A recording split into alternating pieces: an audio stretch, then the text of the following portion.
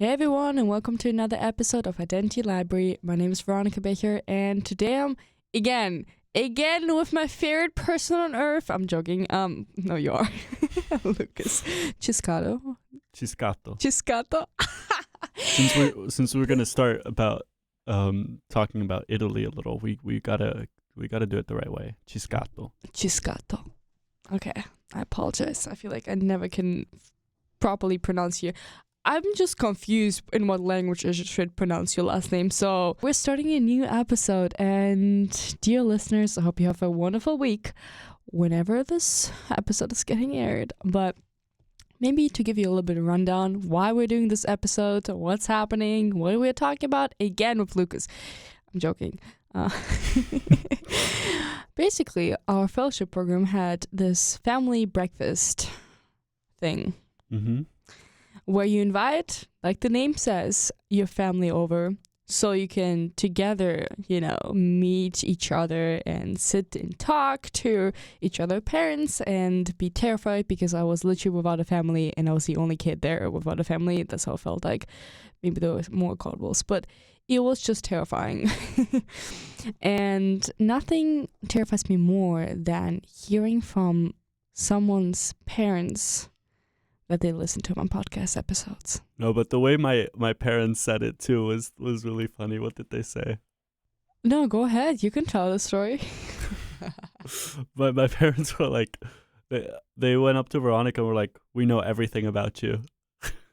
And when Abdullah tells me that I'm a stalker because I listen to his podcast, well, I'm sorry, but Lucas' parents probably just reached the point where I don't know, they are not stalkers, don't worry. But I'm really honored to hear that there's a whole family listening apparently to my podcast while driving.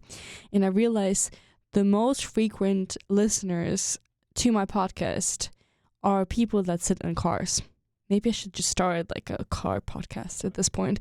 And everyone is crossing, stuck somewhere in traffic or trying to get somewhere else, and it's always these like long trips where people just listen to my podcast. So they walked up to me and like Lucas said and were like, "Yeah, we'll listen to your podcast." And what did your dad say? Well, apparently with the podcast we recorded, I don't know exactly when it was, but a few weeks ago, maybe over a month ago, I don't know,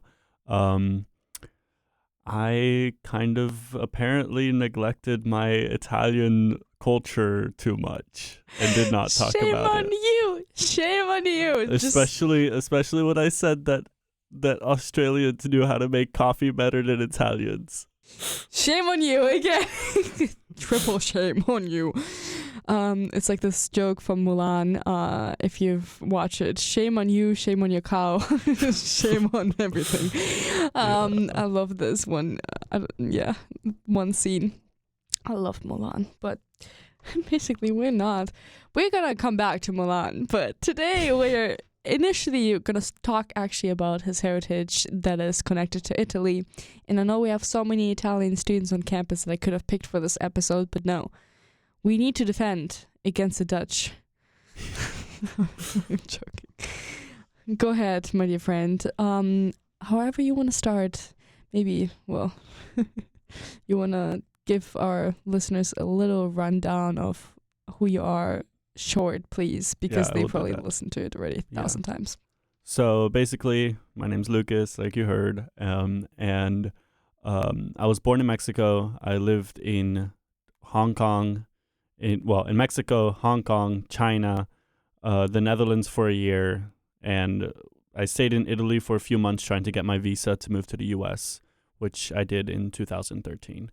So I've kind of lived all over the place, and my mom is Dutch and my dad's Italian, so everything I've lived through has also been through the cultural lens of a Dutch mom and an Italian dad.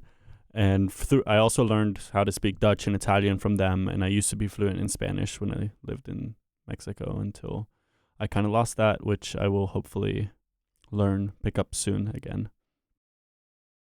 Thank you. Just chef kiss. That was the best short introduction that I could have ever expected from you. So, since we neglected one culture over another, we have to talk about Italy. Right. And I would love you to start. So maybe with the basics. When did you start living in Italy? Like, how old were you? So for living in Italy was literally just like a few months of time. It was in 2013, like right after school ended in the Netherlands. We went to Italy to an apartment that we still own that my dad actually grew up in. So my dad lived there his entire life and then inherited the apartment from my grandpa, from his dad. And yeah, it's an Airbnb, so if you want to stay in Via Tedeschi, Padova, it's available, and it helps us sustain the fact that we have an apartment there. So it's on Airbnb. But You have to yeah. pay me for giving you the platform to advertise your Airbnb. But yes, this is how I make money. And fund other people. I'm joking. Maybe for people that never been to Italy and don't know where this is located, can you like allocate where we are? Where is the Airbnb like on the map? Northeast, like a 30-minute drive from Venice. Perfect. Thank you. That was exactly what. So, people, you've heard it. We have a trustworthy person right now on stage that you can trust that their Airbnb is going to be okay and you're not going to live in some random shady corner. You know, have you ever experienced that, by the way? Living in a shady corner? Yes. If we go for a very random sidetrack, the hostel that I stayed at in Brussels was the sketchiest place I've ever been. Brussels Oh my gosh. is the sketchiest and shady city I have ever visited, and specifically where my hostel was and where I was walking at like 2 a.m. in the night. I should not say that because the person who was sitting next to me when we had one of the dinners with the faculty was actually from Belgium. Oh. But I agree on that point. So please, if anyone from Belgium is listening, please don't take it to heart. But I agree in a certain way. It's just a mix of everything, but it's okay. You know, we love our Belgian people. Go ahead. So, you lived in Italy, and would you say there were certain traditions that are typical Italian traditions or lifestyles? That's crazy. Aspects of your lifestyle that were influenced by Italian culture. One thing is drinking coffee every day. I grew up from I think from when I was probably around 8, maybe even younger, I think even younger. I'm not sure exactly. Not drinking coffee. I see the face you're making about. I was like, I did try coffee and did like it, but with a lot of sugar then. But what I was gonna say is I grew up making the coffee for my parents. Like we have this like traditional mocha pot that you put on the stovetop, and it makes an espresso shot. And well, actually, my brother started drinking coffee very young. My older brother, because it can help with ADHD, and because it's a stimulant that helps. I'm not going to try to explain the science behind it. You can fact check me right now and say that it's not true, but that's what my parents believed or did at this time, instead of trying to use medicine or something like that, just to see if there was an alternative that might work. And because I am a younger brother to him, obviously I was jealous that my older brother got to drink this special drink that my parents loved that I couldn't drink. So I convinced them to also let me start drinking coffee at a young age. So that's one thing. What else? My family always did value like having family dinners. So we would always, that's a very Italian thing, trying to gather the family as much as possible. And we took that and we did it every night when we when we lived everywhere except for when we moved to the US, like after we all were in like high school, middle school, high school time period, because the US is like so hustle bustle culture and try to do as much as possible, and like everything's all over the place. My little brother would play soccer until a certain time. I would be in theater or speech and debate all night long, and my older brother was doing marching band and was doing these other things. So we all were kind of spread thin, and to the point where it's really hard to find a time where we could eat dinner together. So in the last couple of years that we kind of lost that tradition, but it was always a thing that we really valued as a family, and we still try like for important things or even just when we can to make it happen. At what time would you eat? Late. That's another Italian thing for sure. I mean, besides when it got impacted by our schedules and stuff in the US, like I still right now when I go, like right now it's 7:38 and I would not eat probably until like 9. Despite the fact that we're doing this right now, it's just, for me, it feels much more natural to eat later at night because that's just how I grew up. When would you start though your day? Like you mentioned to me once that the way you drink coffee, there's a whole tradition when you drink, what you drink, and your mom was actually also telling me about that, and I would love you to talk about that. Well, hopefully I don't misrepresent it too much, but in Italy, you don't drink something coffee with any kind of sweetening or milk after 11-ish, 10-ish. So it's like, for example, cappuccino, strictly breakfast. It's not something that you will drink past that time, and it won't even be available in most places in Italy past a certain time, unless it's like Starbucks, of course. But why? Do you know that? I think it's just that my assumption is that it has to do with just having milk, like sweetened milk or milk for breakfast. Like milk is strictly a breakfast thing. I don't know exactly how to say that. I was thinking maybe that's just an assumption. I have no idea what it is, but milk is the freshest in the morning. Because really often what do you get in the morning is like milk, eggs. Yeah. So if you have really fresh milk that is not like, maybe go back into, and I might be completely wrong what I'm saying, but I can imagine one of the things is you would like the milk to be fresh when you start, and something lighter maybe too. Yeah. And you would just get the fresh milk. It will probably not survive till the end of the day type of thing. And you would just pour it into your coffee. I have no idea. I'm pretty sure with Italian culture, breakfast isn't a big thing.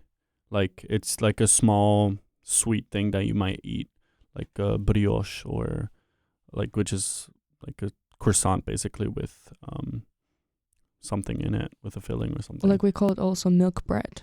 Yeah. Brioche, like Oh yeah, that too. Yes. yeah, just like Milchbrötchen. That's the shit, like it's a type of bread. milk Yeah. bread, milk buns. That's the thing in Germany. Yeah. So it's usually like a smaller thing, and it is strictly sweet. You don't eat something salty or savory for breakfast, nor do you eat something sweet or something sweet for lunch or dinner. So my cousin, when she came, she was also an exchange student actually, in the US, and she stayed with us in 2020, so COVID. And when we went to like Chick-fil-A, and she saw that you could eat fries for breakfast, or tater tots even. That's a traditional American thing for breakfast, or at least Southern. And she was like she was so in awe and confused or like shocked by it, because she's like, how could you eat potatoes with salt for breakfast? Hash Like, browns. Yeah. Yeah. I actually love that tradition. For some reason, I'm not a sweet morning breakfast person at all.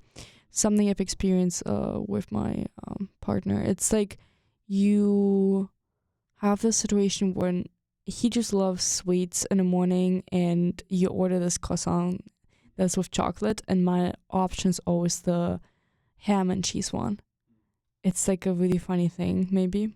But I don't know, something about sweet breakfast is just not my thing, and I don't crave it as much. And I've been being really bad with like eating breakfast, so I eat apples every single time. If you see me on campus with a random apple, that's me. I don't see that many people eating random apples or bananas on the street. Litchi once got a comment. Someone was in the elevator with me, and I answered it, and he looked at me like I'm crazy because of eating banana. And then after a while, we started laughing both. We didn't even know each other, and he was like, "This is so funny. Like, you're just eating banana in the elevator." I'm like, "I don't have time. I'm running late to class." He's like, "At least it's healthy." But yeah, maybe a little fun fact. But coming back maybe to the story of like how you drink coffee and so on. What is your favorite maybe brunch, breakfast food that is maybe really Italian? I would say like something I can specifically remember is sometimes for breakfast we would, and I think it's more the nostalgia also of doing this, but when we were in Italy we would like walk from the apartment down to a little street shop, I guess you can call it. Like the main street is there, and then you see a little shop, and you could get like different croissants or brioche or things like that. And I would always like enjoy when we went there, get one with Nutella, because that's also a very big thing in Italy, and have a cappuccino with that. So just like Nutella brioche with a cappuccino. My grandpa worked at a hazelnut how do you call it, paste, what is it called in English, spread, hazelnut spread, in Dutch it's paste. Anyway, hazelnut spread company. I don't know if it was Nutella, but basically it was like the same kind of thing, so I'll just refer to it as Nutella. And my grandpa would come home with these huge tubs of Nutella every week, and my dad had so bad teeth after his childhood because he could just eat unlimited Nutella, and that's what he would do for breakfast. This reminds me of, speaking of big sizes, even though it's not. Okay. Sure, that was the main topic, was the big size of the tub. No, we're not talking about that. We're talking about a favorite cheese that is really Italian. Parmigiano? Yes, my dear. Parmesan? Yes, like my ex-boyfriend would say, Parmigiano Reggiano. Yeah. And I remember at their like dinner table, they would have this huge block of Parmesan just standing like by itself. I have it in my apartment. True, yeah, I remember. I do have it in my apartment. So if you want to ever, be a thief, you know now.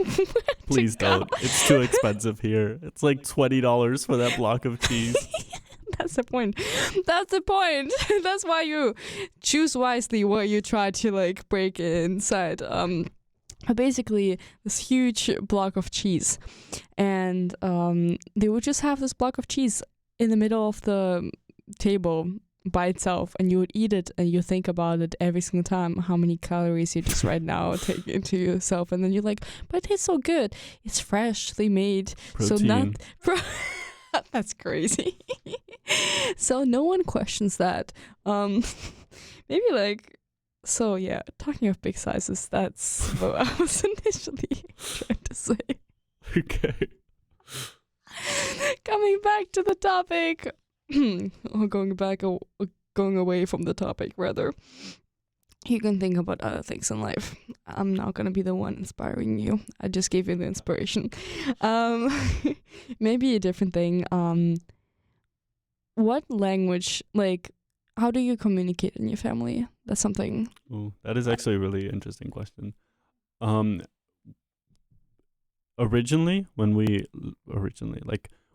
lived in Mexico / Hong Kong, it was the most interesting dynamic because it was English at school, Dutch with my mom, Italian with my dad, and then Spanish with my brothers. So in my daily life, I would speak 4 different languages at all times. This is fantastic. This would be my dream. Seriously, knowing so many languages fluently. Oh my gosh. And what are your Chinese skills? Well, I'll tell you why Chinese never developed in a second. But with that, when we moved to China, because we weren't in Mexico anymore, we didn't actually continue practicing Spanish, so we lost that out of our sibling way of communicating, I guess. But the interesting thing about the language dynamic in my family is all of us speak Italian. My dad speaks Spanish, Italian, and English. My mom speaks, at least, this is what she'll claim to speak, is English, Dutch, Italian, and Spanish. She also knows German and some other languages, kind of, but she doesn't. German, she took 4 years of in high school, but she doesn't consider that. She actually speaks it. And French, she's also pretty, she can understand it and stuff. Anyway, and then my brothers and I speak Dutch, Italian, and English, and then Spanish varies from my little brother hardly speaks it, or doesn't really speak it, and I don't know how well he understands it. I don't know. For me, I can understand it if I'm in a conversation and I'm listening with context and everything, but I can't really speak it. And then my older brother, he lived in Mexico for 8 years of his life versus me 4 years since I was born there. So he actually can speak Spanish still. So the weird thing about this, the reason why I bring this up, is all of us speak Italian, but for some reason we developed the habit of always speaking Dutch in our family, except for with my dad. So we'll be at the dinner table, and we're when we're speaking with each other, amongst my mom and my brothers, we're speaking Dutch. And then when we want to address my dad, when we want to include him in the conversation, we'll be oh, let's speak Italian for him. And then he'll respond in Italian, and then we'll continue the conversation in Dutch. And it's we're excluding him from family conversations, which is kind of sad. And it especially is a problem, I guess, when there's some kind of argument in the family, and we're arguing in Dutch, and then he thinks he understands what we're talking about, and he'll interject and be give his meaning, and we're that had nothing to do with what we were just talking about. You got that way off base. Basically when we have arguments or something, and he is left out in that way. But also when we just have good family dinners or something, it's kind of sad that we have that habit. And I've been trying to break that, trying to speak as much Italian as possible when he's there, but it's just one of those things where you're so used to it. It's so natural to me to speak Dutch to my mom and to my brothers that it feels really weird if I try to speak Italian to them. This is maybe the weirdest question, but if you, hypothetically speaking, would have children, what language would you teach them? If I had children, that's actually something I think about, because I also think if I have a partner that is also speaks different languages, right? How does that end up working out? I think it would be really cool if they could speak Italian and Dutch at least, and then English, of course, and then whatever is important to my partner. But so what I'm hearing is, dear founders of Tinder, please establish a filter option to filter languages that people speak. There you go. I want to have a partner that speaks only these languages in the future, so my children will learn these languages There you too. go. Oh my gosh! But I sometimes think about that. My thought sometimes even goes towards if I ever want to marry someone, and the person is not from Germany, Mm-hmm. but my ancestry and like ancestors, everyone is across the globe somewhere else. In what language is the wedding is gonna be? And then half of my family doesn't speak German at all. The other half only speak German. They don't speak, or they speak Russian. But then, can you imagine like marrying an American, and then the person doesn't speak any of these two languages, and then the other part of my family doesn't speak English, and I'm just sitting there like, oh my gosh, this is a thing that I will never think about. This reminds me how I went on a Polish wedding once, and I had no idea what, like, I don't speak Polish. To a Polish wedding, and because of my Russian roots, I kind of understood half of it, but it was funny as heck because only 3 people in this whole like huge wedding could speak English. Were there any like specific, like interesting Polish traditions with weddings? Because I know weddings can have some really weird traditions that are like, I was invited to a, where was it? I'm gonna have to look on it on the map. But I was invited to a wedding, and the person was hypothetically invited, kind of, because it's in Africa. But the person was like, you have no idea how intricate our wedding process is, and I'm now very interested in experiencing different culture weddings. So what was the Polish wedding like? So it was a non 100% traditional wedding, but the way it worked, it was a 2 days wedding where they decided to modernize the whole idea, and you have the actual wedding day.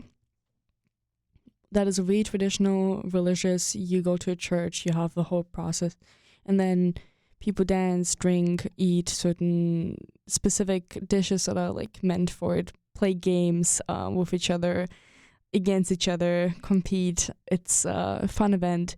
And then the second day, everyone, this is so funny to me, everyone who's so drunk because is trying to recover sober up in the morning. And basically you have this like morning brunch where people dress up again in a different like style, and you just eat breakfast or brunch with everyone, kind of as part of the family. And that's what I have experienced. And it's really common to eat this one soup. I really don't remember the name, but it has sausage in it. What's really crazy. It tastes really good though. And you just eat all the food that you don't want to go to waste from the previous day on the next day. Yeah. That's good. I don't know. There are a lot of traditions I feel like were just not implemented at all. And I know that there's going to be probably an episode in the future like covering weddings in particular. I think that's something that is really interesting and really diverse. But like I said, it was not too special besides all these games where you like play against each other and like the husband and wife need to like guess, like things that you see even in American culture. The only difference is probably something you see in Slavic cultures in general. People just dress up really well, and it's like the higher the high heels, the better. And my highlight of the whole wedding, I should not say that, was probably that in the bathrooms, in the women's bathrooms, you could actually get free tights, because something that happens all the time if you wear dresses and tights, that tights just break and tear, and then you have a whole hole on your like leg, and you don't want that. So what they did, they provided guests with tights that they in different sizes, so no matter what size you are, you can have a free tights that you can switch out if yours were ripped. Really random thing. That's so considerate though. That's really cool. And that's how I realized, I think maybe more than half of the planning went to the wife. The wife was the one thinking it through, not the husband, I think, with much love. But yeah, it was a fantastic evening. But Yeah, I haven't been to many weddings. I've been to four actually, two that I don't remember as well, and two that I remember a little bit better. Um, and the Polish wedding to be is one of the most recent ones that I've been to in 2000. I think it was sophomore year of college actually. 2000. What is it? Oh my gosh, I just blank on the year specifically, but yeah, 2 years ago. Unless I'm misremembering, I think the last wedding I went to was in 2013, so a while ago, and it was in Italy actually, maybe 2012, 2013. And I remember thinking I was like the best dancer in the world because they were playing loud music, and I was just dancing my heart out. I think that's also something that stick with me. But it was my dad and we went to one of his best friend's weddings, because the interesting thing is my dad is the one who's still in touch with all his college friends, and they like 6 guys or something like that, and they all still in touch with each other. And so every single time when we visit in Russia, he like gathers all the guys together, and that's where I was joke. I'm gonna say that. I'm sorry, Dad, but that's where my dad gets into this he literally, like, as a kid watching him in that like setup, I realized that he was just a college student that just loved being a college student. And he gets into his slang words, all the swear words. They like drink. They we don't go to sauna. It's like banyan. That's the name where you have all these like leaves that you smack each other with. Literally in this hot sauna. It's really funny, and he just transforms into the young child or like young college student.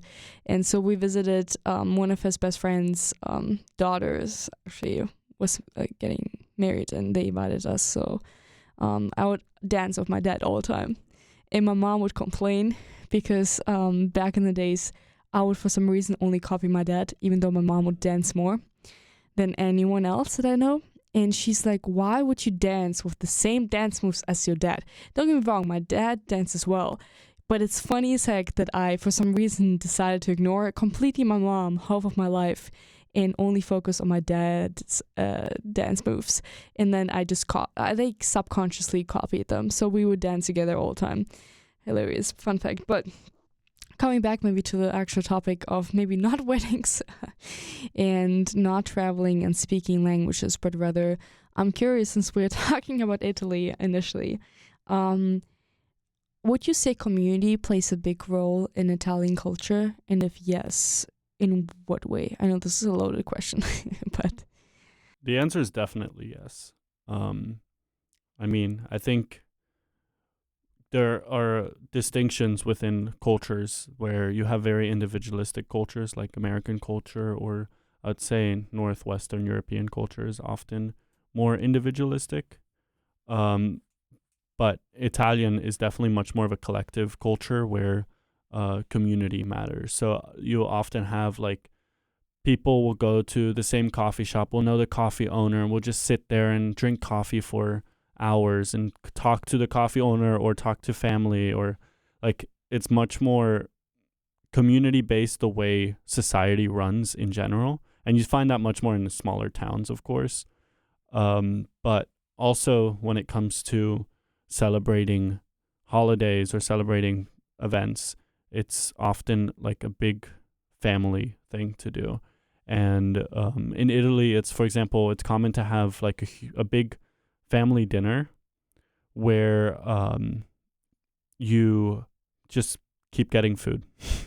Like you'll be at a restaurant and there's a set menu basically, and they come with appetizers number one, and it's like a few different types of cheese and meats and some bread and oil, and you just eat that. And then they come with your first maybe with a soup.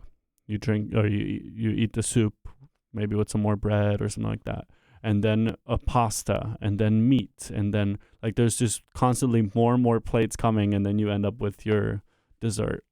And like I think food is a big part of that community aspect, is just celebrating and feasting with food. Would you say like that's the reason why you sit for such a long time in a restaurant and talk, because there's so many different steps to finish and get to your dessert? Yes. Yeah. What maybe like speaking of alcohol, I know that's something that people don't really address, but what would you say? How much does wine in like alcohol play a role in like social gatherings? From my understanding, like, yeah, it's a common thing to, not necessarily in a party tool kind of like a party way, more of like a, like sit down and maybe look at the stars or sit in a park or sit together at a table and enjoying a glass of wine. But I'm not necessarily the biggest expert on drinking culture anywhere because I don't drink. And I was also never an adult in living or in Italy in general. Are people romantic? Like, is there a culture like that? I know in France, for instance, you have a lot of like, poetry and like you kind of focus on these things for some reason. But is there something like that in Italy, or something that you would say is really distinctive for specifically Italian culture? I definitely think a lot of art and music will represent like a very romantic aesthetic to it. I don't know exactly how, if the people are more focused on the romance aspect of love and things like that, but I do know that it's a lot of things are romanticized. And I know we're kind of going through questions, but I'm just curious about different things. What is your earliest childhood memory that is associated with Italian culture? I'd say eating food with family. We would always go to my aunt's house to eat some risotto, pumpkin flavored risotto, and then Can you explain what risotto is for people that never heard of it? it's like a more water based rice. Like it's fluffier and it has more water in it. I don't know exactly how to describe it besides that, but we would eat that, and then we would have watermelon for dessert. That was a specific thing too, and in Italy watermelon is eaten a lot. That's interesting. I didn't know that. Is there a reason for that? I'm not sure, honestly. I mean my guess would be that it's something that can be grown easily there, and I'm pretty sure it's an Italian thing in general, but it could also have just been that my aunt loved watermelon, so I might be like generalizing it when it's just a thing my aunt would do, but that's something I remember is eating a lot of watermelon. Do you maybe another thing that comes up when I think of Italy is the body language part that is part of the whole culture. Is there something specific that you feel like is really prominent about oh my gosh, body culture is crazy. About the body culture. We're covering random things today, I'm just saying. I mean, I think in general, Italians tend to be much more externally expressive. So whether that is just expressing their emotions more by feeling their emotions and showing that, being more vulnerable in that sense. But also they definitely tend to express their emotions with big hand gestures, as you see in movies or as you would stereotype Italians as. But if you go to Italy and you see like a random guy arguing with the shop owner, like you'll see a lot of hand movements, including the classic, like, I don't know what you call this, all your fingers put together, waving your hand up and down. Yes. I'm curious, is there a code to decode someone's body language? So, how can you understand if the person actually is just trying to be enthusiastic about their emotions and a different time when they're not happy with you? Is there like a way, or? I don't think you really need a way to decode it. I think you can see it through facial expressions too, and the tonality of their voice. Yeah, I don't think it's very passive aggressive or hidden or anything. So you don't need to be very in tune with how someone is physically showing their emotions, because you will see it, you will hear it, you will see it. Is there one thing that you feel like that shaped you so much regarding Italian traditions that you still keep on doing because of the way you were brought up in a certain like multicultural family? I honestly don't know. I think because of that because I grew up in like that multicultural environment and never really lived in Italy for that long, it's really hard for me to distinguish what is my family only kind of thing or something that was actually derived from Italian culture. But I'm sure that there is more than I'm aware of that is tied to Italian culture, that maybe if I were to move to Italy for a year, I'd be like, that's why I'm different in that way, or that's why that's something that's different between me and my peers here in the US, that I didn't realize was Italian. I just thought it was my family or it was just me. So I can't think of anything off the top of my head, but I would imagine that if I was exposed to specifically Italian culture, that there's some things that I would be able to pick out, like, oh, this is where that comes from. I would love to kind of maybe, unless there's something that you feel like you would love to share about Italy and Italian culture, I will give you the space. But otherwise, I would love to just ask you a couple of questions about you staying in Hong Kong and how that ties into your whole trajectory, and why Hong Kong, why not picking up the language? Kind of like, I think that's a really unique thing too, having so many different multicultural backgrounds and realizing so much about culture that most people don't actually even experience.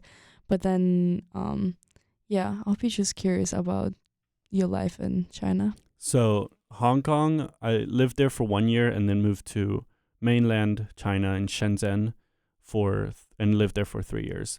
The reason why we started in Hong Kong is kind of because, at least from my understanding, the perception or like the feeling of Hong Kong is much more international and has more Western influence because of the British colony, because it used to be a British colony. And so my assumption is that my parents probably felt more comfortable living in Hong Kong, but my dad would have to live or like work in Shenzhen in China, mainland China. So he would either take a ferry or take I'm pretty sure there's like either a bridge or a tunnel, probably a tunnel, that goes between the Shenzhen and Hong Kong. And he would either have to do that back and forth, or he would stay in Shenzhen for the work week and then come back home. And because that became a little unsustainable, and it was also, I don't know what other factors contributed to it, but because of that, we moved to Shenzhen because it'd be easier for my dad to just live at home with us and be able to commute that. So that's kind of the story from Hong Kong to Shenzhen. And I'm probably pronouncing that wrong. Sorry for anyone who speaks Mandarin or Chinese or whatever. Cantonese. I try my best. But in those places, so as for the languages, in those places, we mostly lived with international communities. So there's one aspect to where we just had friends from all over the world that were not necessarily Chinese or from Hong Kong. So that's one thing. But a big part of like having absolutely no Chinese skills is that when we lived in Hong Kong they speak Cantonese. And apparently my parents started taking some courses and stuff, and I would also learn a little bit at school.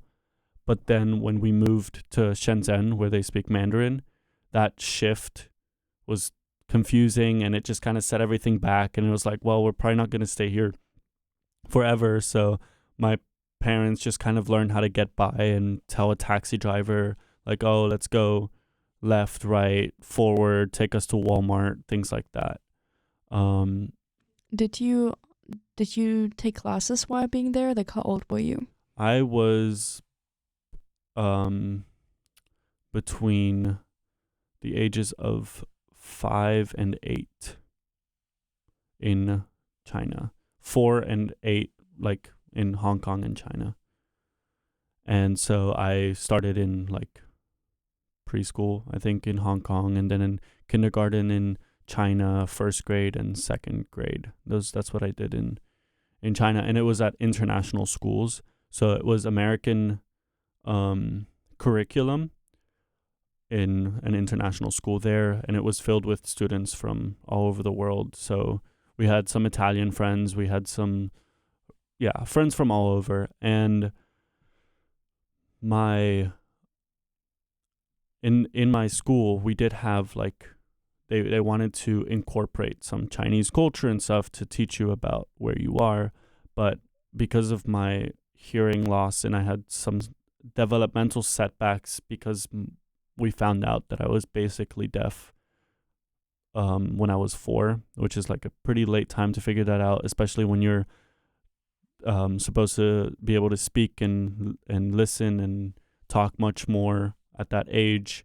So it kind of set back my development in speech, and also in addition to that, I spoke multiple languages, so that also kind of confuses things with speech. So what I did, instead of going to Chinese lessons in that school, I would be held in with my language arts teacher and focus on reading and writing in English. So I kind of lost that aspect of like the cultural integration that the school was trying to provide. I love these points, and I really want to tell the listeners this fun fact that you told me the other day, or what you did in China. You would like to share it or not? Okay. Well, let me set up the story in a way that I remember it that kind of sounds like my parents were not very careful or cared, or I don't know what the word is for that. But oh my gosh. They will listen to this and then tell me that it's completely different and that I am probably misconstruing the story and that they definitely are good parents. But basically, if I remember this correctly, we were walking down a street or something, and like this random model scout was like, oh my gosh, your 2 kids look like they could model for us, and would you be interested? This is how all the horror movies start. That's what I mean. And I may be completely wrong, because I know my parents would not randomly trust some stranger on the street in China. Let's take photos of your little kid that is 4 years old. But that's how I remember it. And I would just basically, okay, so I didn't even say what I did. My first job was being a child model, and my little brother too. Oh my gosh. How old was your little brother at the time? Yeah. Do you know that? 3 or something. So I was probably like 5 or 6 because I didn't start immediately when I moved there. So I was probably like 5 or 6, and he was probably 3 or 4. Lucas, what happened to your model career? You could have been now on the run. Yes. Yeah. Well, it did me very well. It funded a lot of my travels these past few years. All the money I saved up from modeling in China is what funded a lot of my travels. So if you look at my Instagram and you think, oh my God, how does this person have so much money? Do his parents pay for everything? No. I was just a very successful child model. Oh my gosh. This reminds me, I have a really close friend, Caro. She went to China for a dual degree, and she was telling me, just to explain how she looks like, she has fair skin, she's European, right? Slim, not in that way. She looks really beautiful, but she's like the ideal Asian, like European standard. And she was walking around on the Great Wall. Is Is that the Yeah, name? the Wait. Great Wall of China. Yeah, exactly. Taking photos. And she was laughing how people were not taking photos of the Great Wall. They were taking photos of her. Yes. And she was like, this was the weirdest thing ever, that people were taking photos of me rather than of the wall itself, because I was more famous than the wall. And they didn't ask her if it's okay to take the photos. They just took photos of her. So I'm just saying, for everyone who's going to Japan this year, because we have a trip coming up, not us, but for other people, Neither of us. watch out. Don't don't get carried away. Or if you're really poor, get a modeling job. Yes, it's an option in China. But yeah, I hated doing modeling too. Not that anything weird happened, but just the idea of like changing in and out of clothes was like, I did not like that. But the part that kept me through it was they had American snacks. They had Oreos, they had Cheez-Its, or not Cheez-Its, but Goldfish. They had things like that. And that really got me. Like I was like, I need this. And so I would keep going. Sometimes, yeah, I don't know. It wasn't my favorite thing in the moment, but now that I got to, even though I kind of used up the money at this point, now that I got to use that money to travel, I'm really happy that I did it. Is there one last thing maybe you feel like that you would love to mention about China and your like life there, that you feel like shaped something about your identity, or even it's just a fun fact that you remember? I'll go with something deeper out of it, but not go too far into it. For me, in China, we had like a community of friends from different countries and everything, and I got really close to them and really close to living. Like I really enjoyed living there, and so when we moved out of there, that was like really stressful and difficult for me. Like I was very angry and upset and in despair basically because of the move. Would you say that shaped you in such a way that it even affects you right now, how you bond with people? Definitely.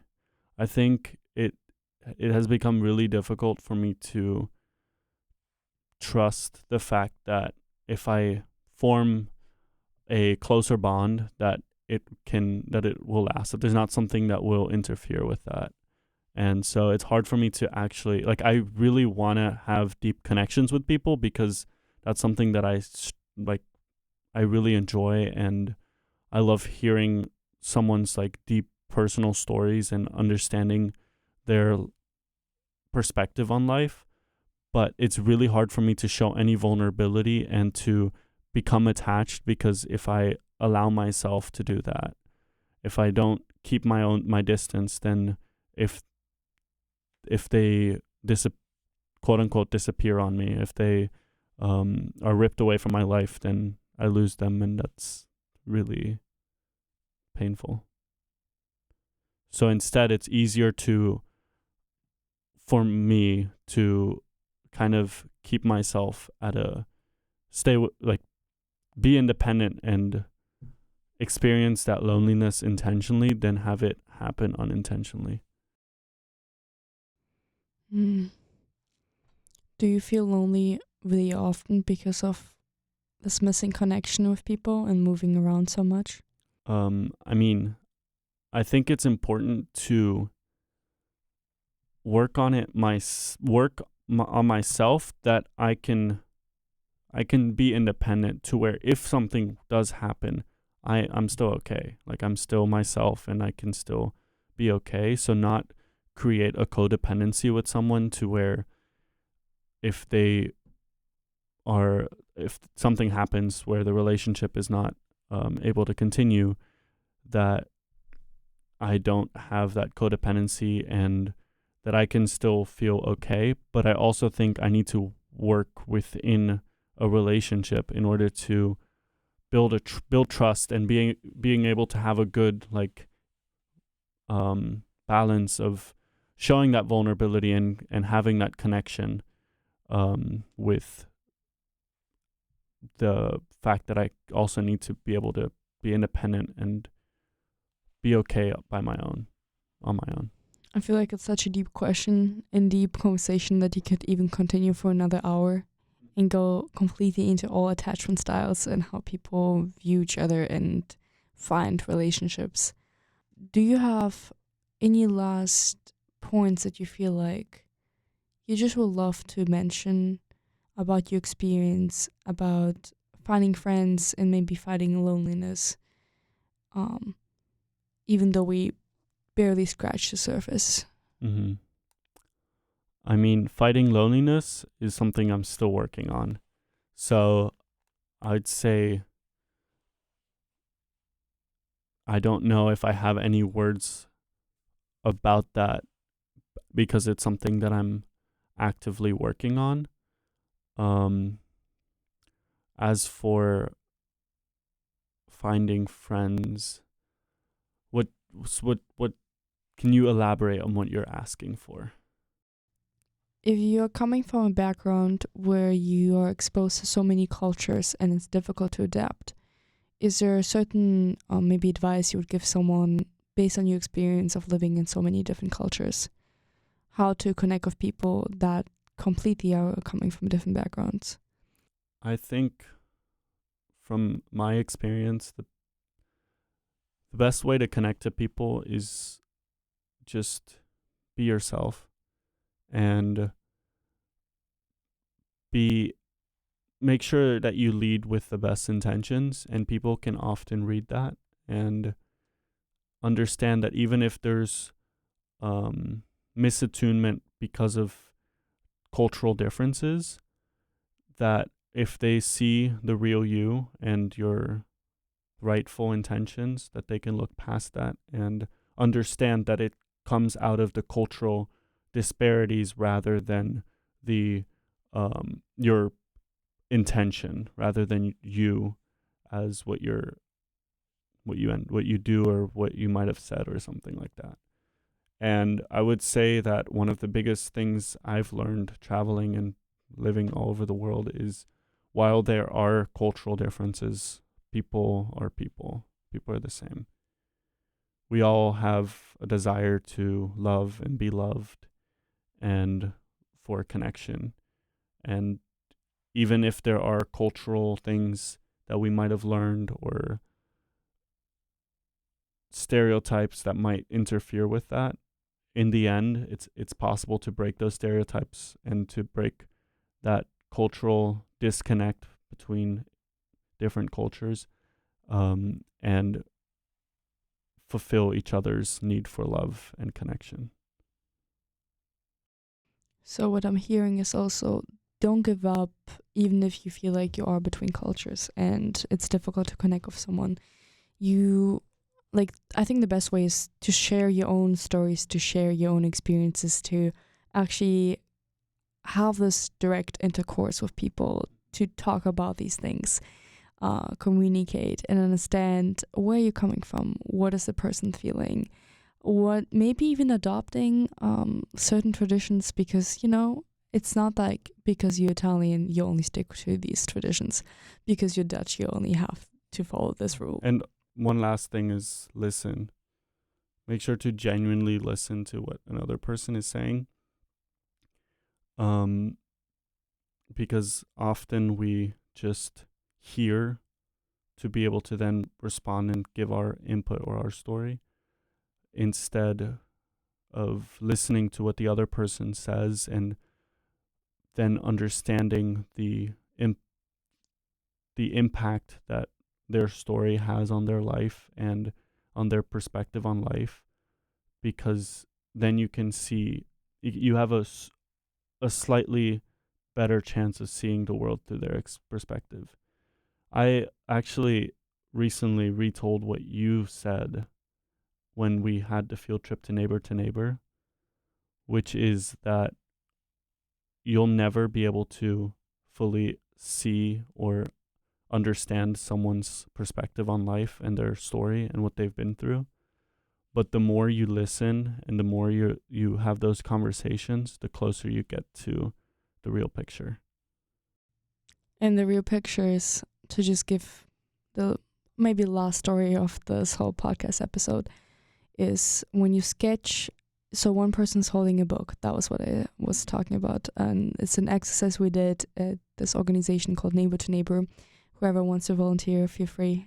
It's a wonderful place with so many really heartwarming people. And it's this community where we work or we mentor different kids that are mostly high schoolers, but also they are middle school kids too, and much younger kids. And it's we had to describe a book cover to another person, and you can't see what the other person is sketching, but also you're facing each other's backs, so you don't actually see each other at all. You can only listen. And one thing that our instructor told us, and that just stuck with me, and I just love to share it, and that was what I did with other students, is when you compare the picture and the actual cover, you realize that through good communication and listening skills, you get closer and closer to the actual picture, but you will never ever completely have a replication of what you actually see in the cover. And the cover represents who we are and how we perceive each other and how we live in our little box. But the picture that we are drawing is how others perceive us and how you're trying to understand. And a good leader and something that you could pick up. And I'm really surprised that you actually retold the story. I feel really honored about that. Is through listening and trying to understand, you get closer and closer to the real you that is sitting in this box, the actual book cover. But you will never actually be completely it's not always the same. It's only getting closer. And that means you need to work and build trust through honesty and through compassion, and work towards what you want to achieve and understand the other person. But yeah, that's a really nice actually closing story. I really appreciate bringing it up. I think it's something that makes me think all the time about this just visualization. Oh my gosh. And Lucas, I'm just so happy that you're on my podcast, that you continuously, crazy phrases here, come to my studio and record these episodes with me, share parts of your life. I think that's a really brave thing to do. A lot of people that I talk to, they I would never be in your podcast because so many people listen to it. But I think it has a greater purpose than being scared of sharing what is actually who you actually are as a person. And I'm super grateful for your time. Do you have last thing or anything you want to say to our dear listeners? I'll say this because it connects to what I said earlier, and Dr. Odom said this recently in one of our seminar classes for Caldwell Fellows. But we are human beings, not human doings. So just be yourself. Just be yourself. Thank you so much for listening, and I hope you have a wonderful day. Thank you so much, Lucas, for being on my podcast, and see you next time. Bye-bye.